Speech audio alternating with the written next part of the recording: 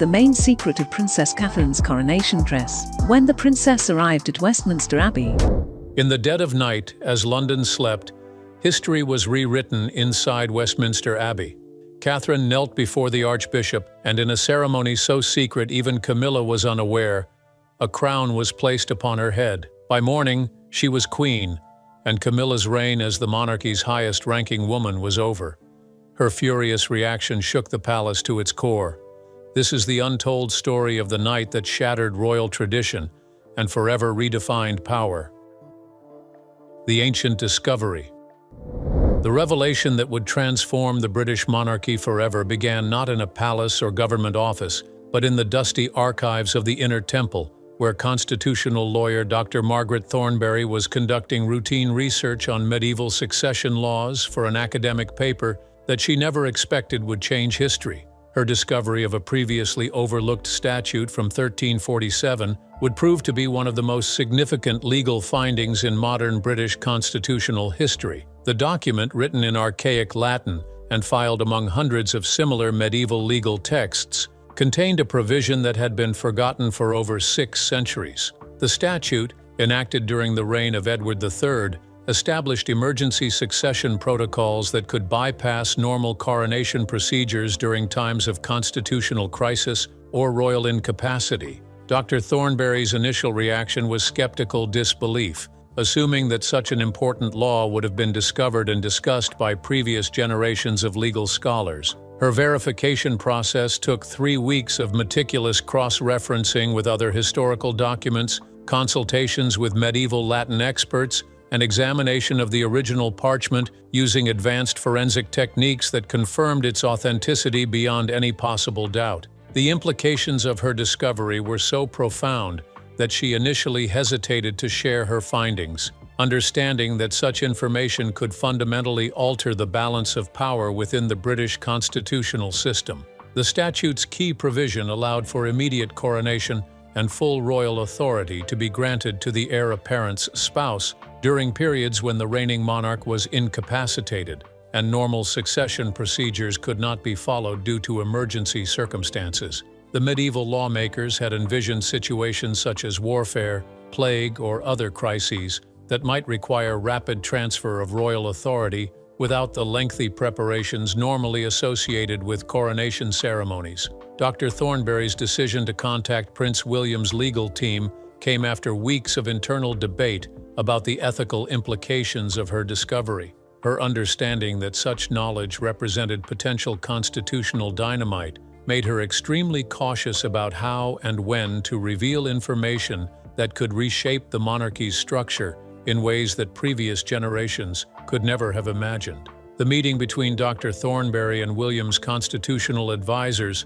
took place in complete secrecy at a private London law firm, with all participants sworn to absolute confidentiality about discussions that could have explosive political implications. The prince's legal team initially approached her findings with the same skepticism she had experienced, requiring independent verification from multiple sources before accepting the revolutionary implications of the ancient statute.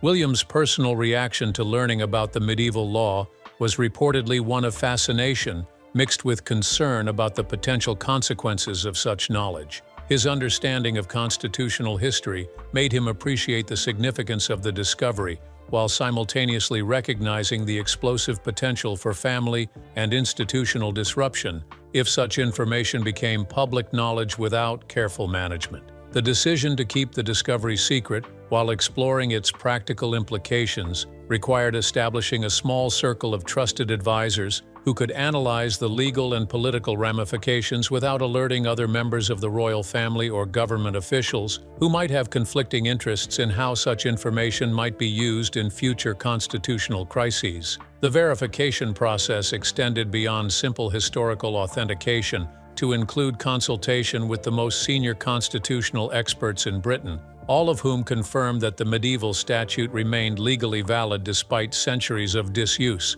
The law had never been formally repealed and therefore retained full constitutional authority, creating possibilities for royal succession that no living person had previously contemplated. The strategic implications of the ancient law became clear to William's advisors as they realized It could potentially provide solutions to constitutional crises that might arise from unexpected royal incapacity. To maintain governmental stability and continuity of royal authority, the final piece of legal verification came from the Crown's own constitutional lawyers, who confirmed that the statute's provisions were not only legally valid, but could be implemented immediately without parliamentary approval or extended legal proceedings, making it an extraordinarily powerful tool for managing constitutional emergencies that required rapid response and decisive action.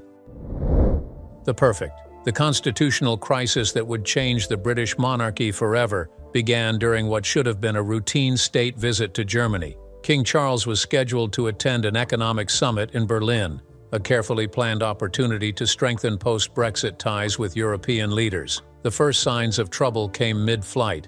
Charles complained of severe chest pains and shortness of breath, symptoms initially mistaken for altitude sickness. The royal physician administered treatment, but by the time they landed in Berlin, it was clear this was far more serious. Within an hour, the king was admitted to one of Germany's top private hospitals. The diagnosis stunned those in the know: a massive heart attack. Charles was unconscious, placed on life support, and doctors could not say if he would survive the next 48 hours. The prognosis was uncertain. Even if he lived, there was no guarantee he would ever regain full mental capacity. The implications were immediate. Standard protocols for royal illness were built for temporary health setbacks, not for a monarch who might be incapacitated for months or years.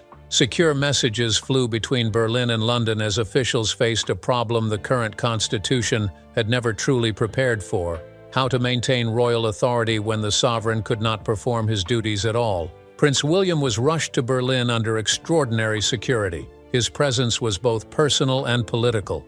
As heir apparent, he had to be part of any decision on the monarchy's next steps. Behind closed doors, he met with government officials to discuss how the crown could function in his father's absence. What they discovered were gaping holes in the emergency protocols, gaps that would make governing unstable if left unresolved. Medical briefings only deepened the urgency. Doctors confirmed that the king could remain in this state for months, perhaps longer. Waiting was not an option. Britain needed a functioning monarch, and current laws offered no fast or certain way forward.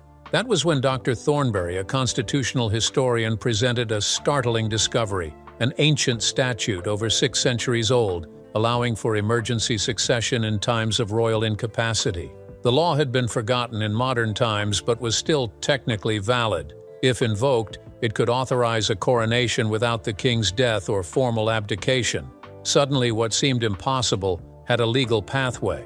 Legal experts worked round the clock, verifying the statute's legitimacy and mapping every procedural step. The window for action was small. Medical reports warned Charles's condition could deteriorate further, potentially destabilizing the monarchy and the government alike. The final decision came during a secure video conference between Berlin and London. Present were only the most senior constitutional advisors, legal scholars, and ministers. They knew this was no routine matter. Invoking a law unused for centuries would be revolutionary. Its consequences felt for generations. With agreement reached, preparations began for the most extraordinary royal event in modern British history: an emergency coronation that would place Catherine on the throne while Charles still lived, ensuring Britain would not face even a single day without a sovereign. The Midnight Conspiracy. The most audacious plan in modern royal history took shape during a midnight meeting at Lambeth Palace. Under the cover of darkness, Prince William arrived to persuade the Archbishop of Canterbury to take part in what would become the most controversial coronation ceremony Britain had ever seen. Archbishop Geoffrey Hartwell's first reaction was disbelief. His life in the church and respect for centuries of tradition made the idea almost unthinkable: a secret coronation, bypassing the public grandeur and established protocols that had defined royal succession for generations. William laid out the evidence. Dr. Thornbury's rediscovered medieval statute was supported by fresh analysis from top constitutional experts. The documents proved the law was still valid, that an emergency coronation could be both legal and binding despite breaking with modern expectations. To address spiritual concerns, William's team produced historical records showing that in medieval times, The Church had sanctioned emergency coronations during moments of national crisis. The Archbishop could not ignore the precedent. The Crown and Church had acted together before in extraordinary circumstances to preserve stability. Once convinced the plan had legal and spiritual grounding, attention turned to the logistics. Only a handful of palace officials, church leaders, and security personnel were brought into the inner circle. They worked through the night to design a ceremony that would look completely spontaneous, yet be choreographed down to the last detail. Choosing witnesses was the most delicate task. Their presence would give the ceremony legal validity, but their identities had to guarantee absolute discretion. In the end, only 12 people were selected, individuals whose loyalty to the royal family had been proven over decades. The operation required stealth. Westminster Abbey would have to be opened and prepared in the middle of the night without drawing attention. Security services coordinated with trusted church officials to ready the sacred space. Meanwhile, Jewel House officers were woken from their beds and rushed under guard to transport the crown jewels and regalia to the abbey. Hours passed before the Archbishop gave his final agreement. He prayed, consulted, and weighed the risks. But with the monarchy on the brink of constitutional chaos, he decided action was necessary. Delay, he realized, could fracture both the crown and the church. By dawn, every detail had been mapped out, from the sequence of the ceremony to the secure communications that would inform government and royal family members after the fact. The plan balanced secrecy with the need for eventual public explanation. Even media preparations were quietly arranged. Select officials were tasked with recording the event and crafting statements that would justify the secrecy once the nation learned the truth. The planners knew they were stepping into history, orchestrating a moment that would change the monarchy forever. But until the right moment came, not a word could leave the room. The secret ceremony. Westminster Abbey at 3 o'clock in the morning presented a scene unlike any in its thousand-year history, as ancient stones witnessed the most clandestine coronation ever conducted within its sacred walls. The Gothic architecture, illuminated by strategically placed lighting that created an atmosphere of solemn grandeur while maintaining absolute secrecy, provided the perfect backdrop for a ceremony that would reshape British constitutional history in ways that no previous generation could have imagined. Catherine's arrival at the Abbey through a private entrance occurred under extraordinary security measures that ensured complete privacy while maintaining the dignity appropriate to such a momentous occasion. Her transformation from Princess of Wales to Queen-elect required careful preparation by a small team of trusted advisors who understood the historical significance of their role in facilitating the most dramatic royal succession in modern times. The ancient coronation regalia, transported from the Tower of London under unprecedented security measures, filled the Abbey's sanctuary with the weight of centuries of royal tradition and constitutional authority. The crown of Queen Mary, chosen for its symbolic significance and practical suitability, gleamed under the Abbey's lighting as it awaited its new royal occupant in a ceremony that honored tradition while breaking new constitutional ground. The 12 witnesses to the secret coronation represented a carefully selected group of individuals whose loyalty to the crown and discretion were absolutely beyond question. Their presence provided both legal validity to the proceedings and historical testimony to one of the most extraordinary moments in British royal history, each understanding that they were participating in events that would be studied and debated for generations to come.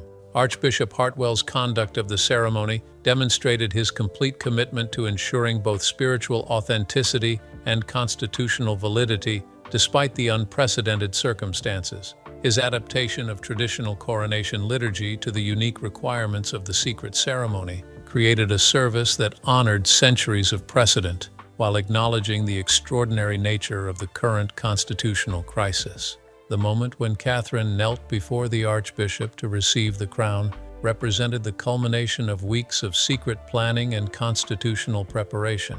Her grace and dignity during the ceremony reflected both her personal strength and her understanding of the enormous responsibilities she was accepting as Britain's newest reigning queen, despite the unconventional circumstances of her elevation to the throne. The ancient words of coronation, spoken in the darkness of early morning with only 12 witnesses present, carried the same constitutional authority as the most elaborate public ceremonies in British history. The legal validity of the proceedings was absolute, regardless of the unusual timing and location, creating a new chapter in royal succession that honored both tradition and innovation in constitutional governance. The documentation of the ceremony by specially selected photographers and videographers created an official record of proceedings that would later provide verification of the coronation's legitimacy while maintaining the secrecy required during the actual event. The careful balance between historical documentation and operational security reflected the extraordinary nature of the circumstances that had necessitated such unprecedented action.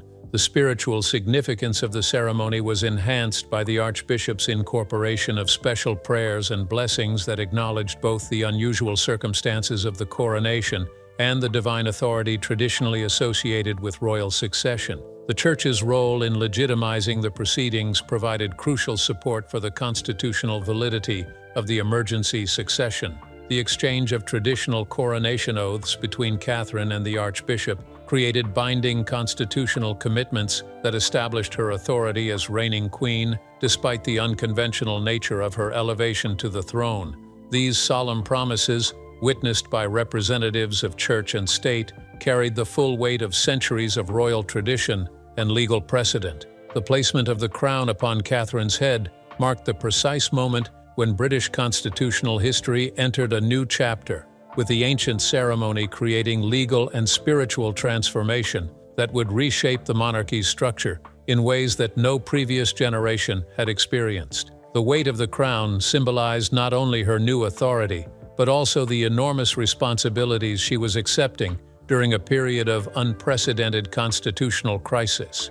The conclusion of the ceremony was marked by the traditional acclamation from the witnesses, whose voices echoing through the empty abbey created a moment of profound historical significance that honored both the solemnity of the occasion and the extraordinary circumstances that had made such unprecedented action necessary for maintaining constitutional stability and royal continuity.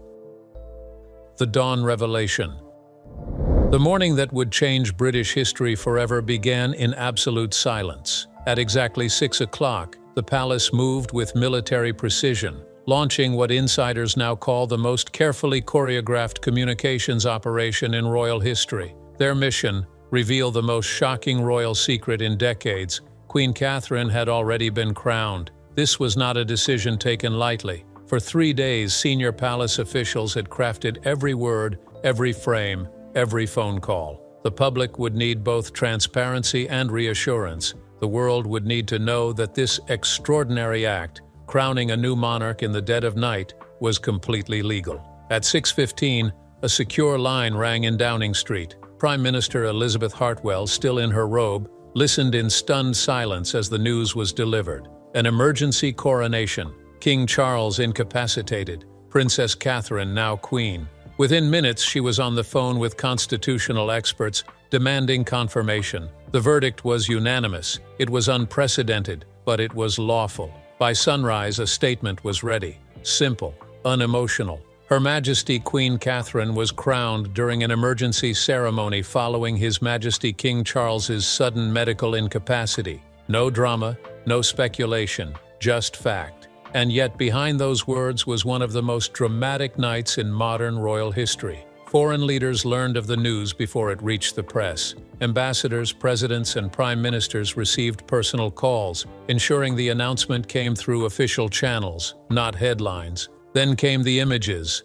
carefully edited footage from the secret ceremony, candlelight glinting off the crown, the Archbishop of Canterbury's solemn blessing, Catherine's unwavering gaze as she took her oath. Enough to confirm the truth, but restrained to preserve the sanctity of the ritual. Behind the scenes, Parliament received a private briefing. The legal basis rested on a centuries-old statute, untouched for generations, yet still in force. Historians provided context. Lawyers confirmed its authority. In one stroke, medieval law had solved a 21st-century crisis. The public's reaction stunned even the palace. Polls showed overwhelming approval. The people understood. Without decisive action, the monarchy risked instability. Catherine had stepped in, and the nation stood behind her. International coverage was relentless. Networks replayed the ceremony on loop. Analysts dissected every frame. Commentators debated whether this marked a new era for the monarchy, one where swift, decisive action could trump centuries of tradition. No legal challenges came. Instead, constitutional scholars praised the bold application of ancient law. The Church lent its blessing, with the Archbishop affirming both the necessity and the sacred validity of the event. Inside the palace, change was immediate. Staff adapted to a new order, addressing Catherine as Your Majesty, while still honoring King Charles during his recovery. The message was clear. In a single night, the monarchy had not just preserved stability, it had redefined it, and the woman now wearing the crown had already proven she could carry it. Camilla's devastating discovery.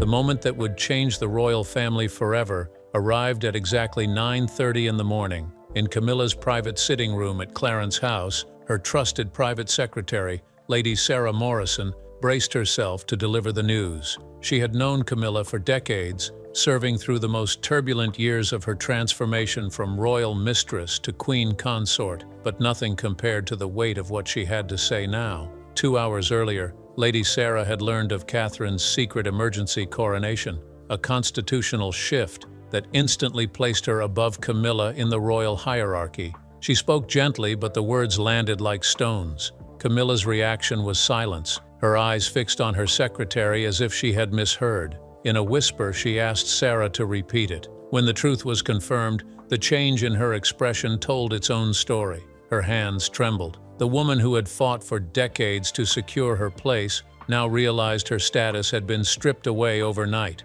Lady Sarah explained the medieval statute that had been invoked, but Camilla's disbelief hardened into anger. She accused those behind the ceremony of orchestrating an illegal, unconstitutional power grab. When she learned that Prince William had led the emergency succession without consulting her, the sting deepened. This was not just political betrayal, it was personal. The idea that her own stepson had deliberately excluded her ignited a rage that began to eclipse her shock. Witnesses say the transformation was swift. Her disbelief gave way to fury, and when she understood the permanence of the change, that Catherine would now outrank her in all constitutional matters, the dam broke. The scream that followed was, in the words of one staff member, primal and heartbreaking. What happened next was chaos. Priceless antiques, artwork, and personal mementos lay shattered. Her rage was physical, as if destroying the room could somehow undo what had been done. Security was called, but even their presence could not calm her. She demanded to speak with King Charles, only to be told his condition made it impossible. That helplessness pushed her further into despair. For nearly 2 hours, Clarence House was in turmoil. The sound of breaking glass and slammed doors carried through the halls. Camilla repeatedly asked why she had been excluded, each question revealing the wound of being treated as an outsider in a moment that would define the monarchy's future. It was only when palace physicians arrived that the storm began to subside. Sedatives brought her back from the brink, though the exhaustion on her face told of a deeper injury, one that could not be treated in a single afternoon. Later, staff assessed the damage, hundreds of thousands of pounds in destroyed property. But the real devastation was in what it symbolized. For all the years she had spent climbing to the top, it had taken just one night and one crown to take it all away. The rage unleashed. The confrontation that followed Catherine's emergency coronation would go down in palace history as one of the most volatile displays of emotion from a senior royal. Queen Camilla, demanding answers, ordered the most senior palace officials to gather immediately. Many of them had served the monarchy for decades, yet none had witnessed anything like what was about to unfold. At the center of her fury stood Sir Michael Stevens, the keeper of the privy purse. Camilla's voice cut through the room as she demanded to know how such a monumental constitutional change could happen without her knowledge or consent. What began as a scheduled briefing became a verbal battlefield, with Camilla accusing those present of conspiring to strip her of authority and dignity. Her threats to mount a legal challenge were immediate. She insisted on consulting constitutional lawyers, vowing to expose what she called the illegal nature of the succession. It was a desperate search for any path to reverse the night's events,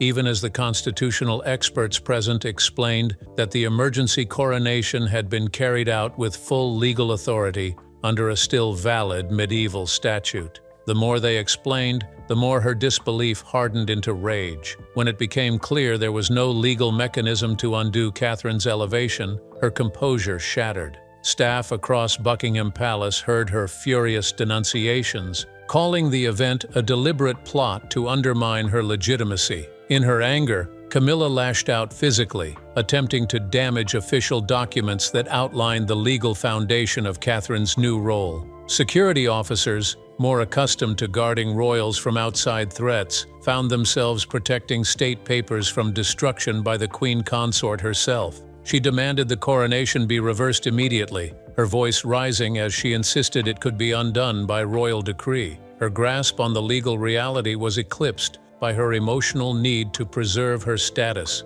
Senior church officials were summoned to offer clarity on the spiritual legitimacy of the ceremony. Instead, their support for Catherine's coronation only intensified Camilla's fury. Her accusations extended to the Archbishop of Canterbury himself, whom she claimed had colluded against her. Palace physicians, concerned by the extent of her emotional collapse, recommended a psychological evaluation. It became clear this was more than disappointment. It was the eruption of long-standing insecurities about her place in the royal family and a fear of being eclipsed by someone more popular. Security measures were quietly introduced. Camilla's access to certain areas was restricted, and her meetings with officials were monitored to ensure no further volatile outbursts endangered people or property. The damage assessment was sobering. Furniture, artwork, and even official documents lay ruined, not just a financial loss, but a symbolic blow to the respect normally expected between royals and their staff.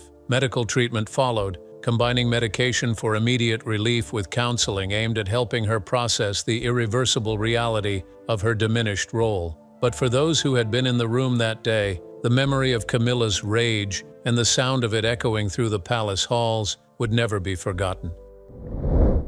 The most explosive royal showdown in modern history did not happen in the palace ballroom but in the courtroom. Queen Camilla's constitutional challenge against Catherine's emergency coronation was unlike anything Britain had ever seen. A legal war inside the royal family itself. Camilla was determined to stop what she saw as an illegitimate grab for power. She hired Sir Geoffrey Morrison, the country's most feared constitutional barrister, making it clear she would use every weapon in her arsenal. Her case attacked the very law that had allowed Catherine to be crowned so quickly. An ancient medieval statute dusted off in a moment of crisis after King Charles's sudden medical collapse. Camilla's team claimed that not only was this law outdated, it had been overruled by centuries of constitutional change. They argued the coronation had been rushed through without proper consultation of senior royals and that the entire process violated royal precedent. The High Court's decision to hear the case stunned the nation.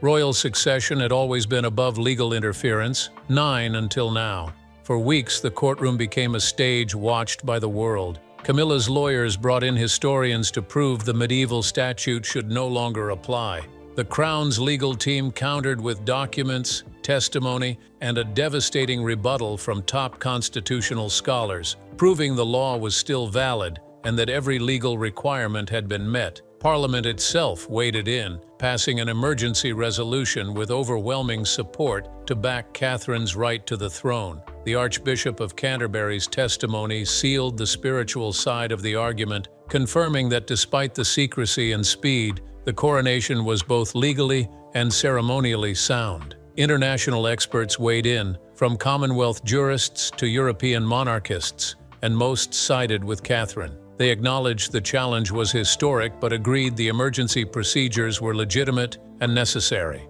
Behind the legal spectacle, the court ordered a psychological evaluation of Camilla. The findings, quietly leaked, suggested emotional instability and a struggle to accept her diminished role in the royal order. Her relentless pursuit of the case, the report implied, was less about law and more about loss. When the final judgment came, it was swift and unanimous. Every one of Camilla's claims was struck down. The ruling not only secured Catherine's place as queen, but set a precedent for how the monarchy could navigate future crises. The court ordered Camilla to cover significant legal costs, and her influence within royal and legal circles took a public beating. She hinted at an appeal but quickly abandoned the idea when her lawyers admitted no higher court would touch the case. It was over. The constitutional battle that gripped the world ended in total defeat for Camilla and cemented Catherine's reign as a product of both tradition and unshakable legal authority.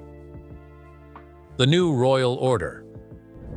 Catherine's sudden elevation to queen reshaped the British monarchy in ways the nation had never seen before. For the first time in modern history, a joint monarchy emerged. Catherine as reigning queen and William assuming full royal authority during King Charles's ongoing incapacity. The arrangement had no modern precedent, though faint echoes of such shared power existed in Britain's distant past. Catherine's first act was both symbolic and strategic. She restructured the royal household to reflect the new balance of power, carefully honoring King Charles's technical reign while acknowledging Camilla's altered position. It was a display of quiet diplomacy, the kind that established her authority without creating unnecessary rifts. The mechanics of this dual monarchy were complex. Constitutional experts worked alongside palace advisors to divide royal duties between Catherine and William, ensuring smooth governance while Charles remained sovereign in title. Ancient precedents were studied, yet the solutions had to meet 21st century demands. It was innovation woven with tradition, an emergency model that could hold for as long as needed. International recognition came swiftly. World leaders adjusted diplomatic protocols, giving Catherine equal ceremonial standing alongside William. State visits, official greetings, and even the seating at summits reflected the new reality. The world understood that Britain's monarchy had adapted without losing its stability. Inside the United Kingdom, changes unfolded in the smallest details. State occasions were subtly altered. Official portraits were updated to show Catherine's new status. The order of precedence shifted, signaling her role as functional leader of the monarchy during the crisis. Through it all, Catherine projected the same grace and steadiness that had endeared her to the public for years. With her new position came an even stronger platform for her causes: children's welfare, mental health, and family support. Her speeches carried more weight, her initiatives drew greater resources, and her leadership style, rooted in compassion, began shaping the monarchy's public image in profound ways. Communicating this complex arrangement to the public was no small task. The palace launched a carefully crafted media strategy, explaining the situation while reassuring the nation of its stability. The response was overwhelmingly positive. People admired the adaptability of the monarchy and Catherine's steady hand in uncharted territory. Behind the scenes, her relationship with Camilla required careful management. The constitutional shift had fundamentally changed their positions. Catherine handled the transition with dignity, easing tensions while making it clear she was now the functional leader. Parliament's backing was crucial. Lawmakers passed measures confirming the legality of the new arrangement, ensuring it remained under democratic oversight. This legislative support shut down potential challenges and reinforced confidence in the monarchy's resilience. Even palace staff had to adapt. New training ensured that everyone understood the revised protocols. The smooth transition proved the professionalism of those serving the crown. Though the system worked, contingency plans remained in place. If King Charles recovered, the monarchy would shift back to its traditional structure. In the meantime, historians and constitutional scholars documented every detail of this unprecedented era, a living lesson in how the crown could honor tradition while meeting the demands of a crisis. In one night, Catherine's rise to queen turned crisis into history. She proved the crown could adapt without breaking, leading with grace and iron resolve. Tradition met innovation, and the monarchy emerged stronger. The people's trust didn't just hold, it deepened. This was more than survival, it was a transformation.